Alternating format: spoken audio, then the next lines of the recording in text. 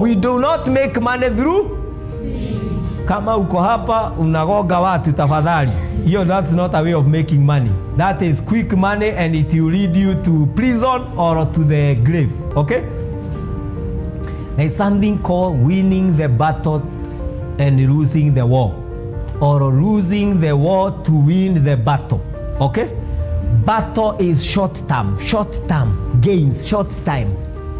And most people, when they choose that way, they end up in prison, they end up in the grave, because they chose short-term gains, quick cash through stealing, instead of investing your energy to win the war. War is when you have invested your time, energy, and you are paid for what you do, not stealing and conning people, begging, getting married. People are saying, wacha niolewe maisha ibadilike. Angalia neighbor, alafu wachane na yeye. Simuangalie sana, wachane na yeye. Na yeye, okay? Uone venye anakaa kwa ofisi, kwani uende nyumbani mapema? Si kazi mingi, ni simba imelala kwa nyumba inamgoja hivi. Kuna another way of making money called do me a favor. You know this one?